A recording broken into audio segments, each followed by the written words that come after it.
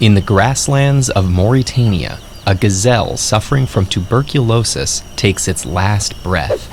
Collapsing near a small pool, the animal's corpse threatens to infect the water. But for the desert's cleanup crew, this body isn't a problem, it's a feast. Weighing up to 10 kilograms and possessing a wingspan of nearly 3 meters, the lappet-faced vulture is the undisputed king of the carcass. This bird's powerful beak and strong neck easily tear through tough hide and muscle tissue, opening entry points for weaker vultures to dig in. This colossal competition is too dangerous for the tiny Egyptian vulture. With a wingspan of only 180 centimeters, this vulture migrated to Africa from his family nest in Portugal, using thermal updrafts to stay aloft for hours at a time. But upon arrival, he finds himself near the bottom of the pecking order. Fortunately, what he lacks in size he makes up for in intelligence. A short distance away, he spots an unguarded ostrich nest, full of immense but impenetrable eggs. Using a large rock, he smashes one open for a well-earned meal, though he'll circle back to the gazelle once the larger birds are gone. High above the commotion are Ruppell's griffon vultures. Soaring at an altitude of over 11,000 meters, these birds fly higher than any other animal. At this height, they can't see individual carcasses, but the sight of their fellow vultures guides them to the feeding.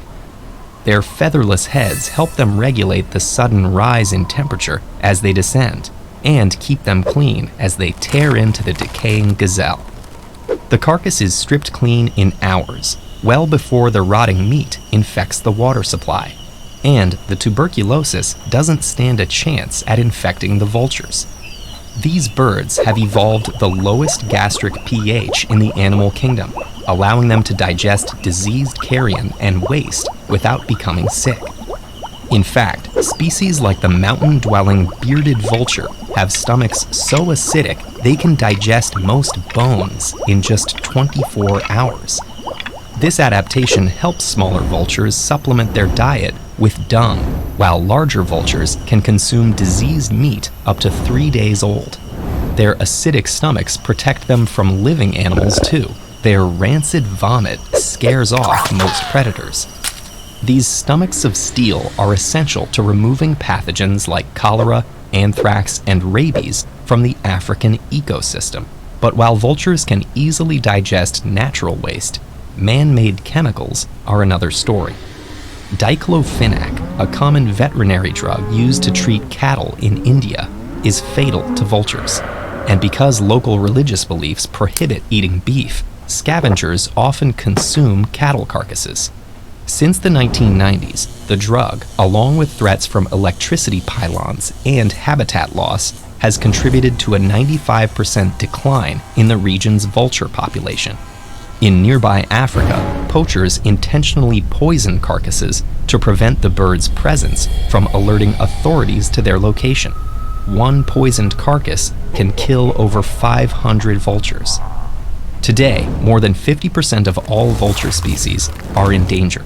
In regions where vultures have gone extinct, corpses take 3 times longer to decay. These carcasses contaminate drinking water, while feral dogs and rats carry the diseases into human communities. The Asian and African vulture crisis has led to an epidemic of rabies in India, where infections kill roughly 20,000 people each year. Fortunately, some communities have already realized how important vultures are. Conservationists have successfully banned drugs like diclofenac, while other researchers are working to repopulate vulture communities through breeding programs. Some regions have even opened vulture restaurants, where farmers safely dispose of drug-free livestock. With help, vultures will be able to continue their role conserving the health of our planet, transforming death and decay into life.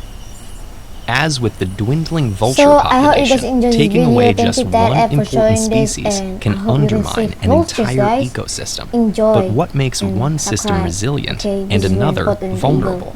Check out